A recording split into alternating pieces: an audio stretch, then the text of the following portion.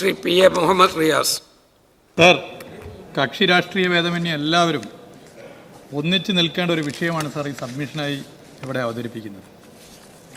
ഈ സഭയിൽ ഒരുപാട് യുവജന സംഘടനയുടെ നേതൃനിരയിൽ പ്രവർത്തിക്കുന്നവരുണ്ട്, വ്യത്യസ്ത യുവജന സംഘടനകൾ. എല്ലാവരും ഒന്നിച്ചു നിന്ന് നിലപാട് സ്വീകരിക്കേണ്ട ഒരു വിഷയമാണ് സാർ. സാർ, ഫുട്ബോൾ കേരളത്തിൻ്റെ ഒരു വികാരമാണ് സാർ. അത് ഒരു കച്ചവട ചരക്കല്ല.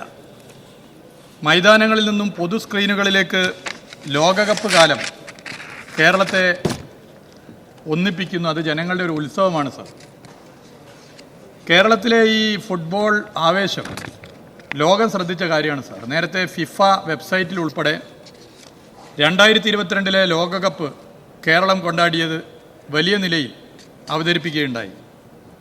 സാർ, വളരെ പ്രയാസപ്പെട്ടാണ് പലയിടങ്ങളിലും പൊതു സ്ക്രീൻ ലോകകപ്പ് ഫുട്ബോൾ പ്രദർശനത്തിൻ്റെ ഭാഗമായി വെക്കുന്നത്. ഓരോരുത്തരും കയ്യിൽ നിന്നും ചെറിയ ചെറിയ തുകയൊക്കെ എടുത്തിട്ടാണ് സാർ പൊതു സ്ക്രീൻ വെക്കുന്നത്. അത് കാണാൻ നിരവധി ആളുകൾ, പ്രായഭേദമില്ലാതെ എല്ലാവരും വരുന്ന, വ്യത്യാസമില്ലാതെ വരുന്നത് നമുക്ക് കാണാൻ പറ്റും സാർ. അതൊരു നാടിൻ്റെ ഒരു കൂട്ടായ്മയും കൂടിയാണ് സാർ. എന്നാൽ സാധാരണക്കാരായ ഫുട്ബോൾ പ്രേമികളെയും പ്രാദേശിക ക്ലബ്ബുകളെയും സംഘടനകളെയും ആശങ്കയിലാഴ്ത്തുന്ന നീക്കമാണ് ലോകകപ്പ് ഫുട്ബോളിൻ്റെ ഇന്ത്യയിലെ ഔദ്യോഗിക മീഡിയ അവകാശങ്ങൾ സ്വന്തമാക്കിയ സീ എൻ്റർടൈൻമെൻറ്റ് എൻ്റർപ്രൈസസ് ലിമിറ്റഡിൻ്റെയും കേരളത്തിലും മാഹിയിലും പൊതു സ്ക്രീനിനുള്ള ലൈസൻസിങ് അധികാരമുള്ള ഈഗിൾസ് FC കേരള എന്ന ഏജൻസിയുടെയും ഭാഗത്തു നിന്നുണ്ടായിട്ടുള്ളത് സാർ. ലാഭേച്ഛയോടെ അല്ലാതെ ജനകീയമായി ലോകകപ്പ് മത്സരങ്ങൾ പൊതുസ്ഥലങ്ങളിൽ സ്ക്രീൻ ചെയ്യുന്നതിന് ലൈസൻസ് ഫീസ് ഈടാക്കുമെന്ന് കാണിച്ച് വിവിധ നാട്ടിൻപുറങ്ങളിലെ ക്ലബ്ബുകൾക്കും കൂട്ടായ്മകൾക്കും ഇതിനകം അറിയിപ്പുകൾ ലഭിച്ചു തുടങ്ങിയിരിക്കുകയാണ് സാർ. ഇത് സാധാരണക്കാരനെ പിഴിയുന്ന കോർപ്പറേറ്റ് യുക്തിയാണ് സാർ. നിരവധി MLA-മാർക്കും ഈ വിഷയം അറിയുമെന്ന് ഞാൻ കരുതുകയാണ്. നിയമ നടപടികൾ ഉണ്ടാവുമെന്ന ഭയത്താൽ പൊതു സ്ക്രീനുകൾ ആരംഭിച്ച ആയിരക്കണക്കിനിടങ്ങളിൽ സംഘാടകർ കടുത്ത ആശങ്കയിലാണ്. നിരവധി നിവേദനങ്ങൾ ഇതുമായി ബന്ധപ്പെട്ട് എനിക്ക് തന്നെ ലഭിച്ചിട്ടുണ്ട്, പലർക്കും കിട്ടിക്കാണുമെന്ന് ഞാൻ കരുതുകയാണ് സാർ.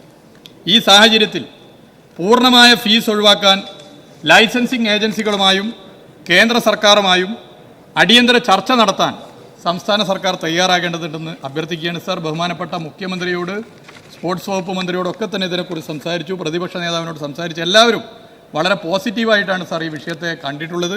അതുകൊണ്ട് നമുക്ക് എല്ലാവർക്കും ചേർന്നുകൊണ്ട് ഈ വിഷയത്തിൽ കൂട്ടായ ഒരു നീക്കം നടത്തി ഇതിന് പരിഹാരം കാണണമെന്ന് അഭ്യർത്ഥിക്കുകയാണ്. ബഹുമാനപ്പെട്ട കായിക വകുപ്പ് മന്ത്രി. സർ, 2026 ഫിഫ ലോകകപ്പ് മത്സരങ്ങളുടെ ഇന്ത്യയിലെ സംപ്രേഷണാവകാശം ലഭിച്ചിരിക്കുന്നത് സീ എൻ്റർടൈൻമെൻറ്റ് എൻ്റർപ്രൈസസ് ലിമിറ്റഡ് എന്ന സ്ഥാപനത്തിനാണ്. ഇതിൻ്റെ ഓൺലൈൻ സ്ട്രീമിംഗ് അവകാശം അവരുടെ തന്നെ സഹോദര സ്ഥാപനമായ C5-നുമാണ് ലഭിച്ചിരിക്കുന്നത്. കേരളത്തിലെ ലൈവ് സ്ട്രീമിങ്ങിനുള്ള അവകാശം C5-ൽ നിന്നും കേരളത്തിലെ ഫുട്ബോൾ ക്ലബ്ബായ ഈഗിൾസ് ഫുട്ബോൾ ക്ലബ്ബ് കേരളം എന്ന സ്ഥാപനം സ്വന്തമാക്കിയതായി പത്രവാർത്തയിൽ നിന്ന് അറിയാൻ കഴിഞ്ഞിട്ടുണ്ട്.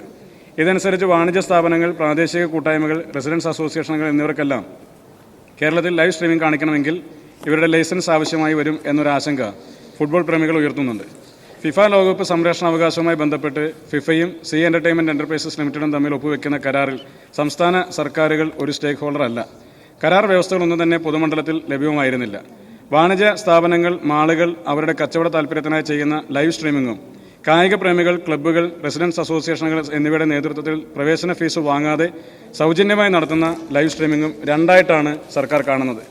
ഫുട്ബോൾ പ്രേമികളുടെ നേതൃത്വത്തിൽ സൗജന്യമായി ചെയ്യുന്ന ലൈവ് സ്ട്രീമിങ്ങിന് തടസ്സമുണ്ടാകരുത് എന്ന് തന്നെയാണ് സർക്കാർ ആഗ്രഹിക്കുന്നത്. ഇത് സംബന്ധിച്ച് കായിക പ്രേമികൾക്കുണ്ടായ ആശങ്ക സർക്കാരിൻ്റെ ശ്രദ്ധയിൽപ്പെട്ട ഉടനെ തന്നെ ഇക്കാര്യത്തിൽ ബന്ധപ്പെട്ടവരുമായി ആശയവിനിമയം നടത്താൻ കായിക വകുപ്പ് സ്പെഷ്യൽ സെക്രട്ടറിയെ ചുമതലപ്പെടുത്തിയിരുന്നു. ഇക്കാര്യത്തിൽ ആശാവഹമായ പുരോഗതിയാണ് ഉണ്ടായിട്ടുള്ളത്. പൊതുസ്ഥലങ്ങളിൽ ഫിഫ ലോകകപ്പ് മത്സരങ്ങൾ ലാഭേച്ഛയില്ലാതെയും കച്ചവട താൽപ്പര്യമില്ലാതെയും കായിക പ്രേമികളും ജനകീയ കൂട്ടായ്മകളും ക്ലബ്ബുകളും റെസിഡൻസ് അസോസിയേഷനും സൗജന്യമായി സംഘടിപ്പിക്കുന്ന പബ്ലിക് സ്ട്രീമിംഗ് പ്രയാസമില്ലാതെ നടത്തുന്നതിനുള്ള സൗകര്യം ഒരുക്കുന്നതിൽ അടിയന്തരമായ ഒരു തീരുമാനത്തിലെത്താൻ കഴിയുമെന്നുള്ളതാണ് സർക്കാരിൻ്റെ പ്രതീക്ഷ. ഇതുമായി ബന്ധപ്പെട്ട് നടത്തിയിട്ടുള്ള ചർച്ചകളെല്ലാം തന്നെ വളരെ പോസിറ്റീവായിട്ടുള്ള പ്രതികരണങ്ങളാണ് ഇതിൻ്റെ ലൈസൻസ് ഹോൾഡർ ആയിട്ടുള്ള സ്ഥാപനങ്ങളിൽ ലഭിച്ചിട്ടുള്ളത്. വളരെ പെട്ടെന്ന് തന്നെ അതൊരു തീരുമാനമുണ്ടാകും. കേരളത്തിലെ ഫുട്ബോൾ ആരാധകർക്ക് നിരാശപ്പെടേണ്ടി വരുന്ന ഒരു സാഹചര്യം ഉണ്ടാകില്ല എന്ന് തന്നെയാണ് പറയാനുള്ളത്. ബഹുമാനപ്പെട്ട മുഖ്യമന്ത്രിക്ക് ഇതിനെക്കുറിച്ച് ബഹുമാനപ്പെട്ട മുഖ്യമന്ത്രി.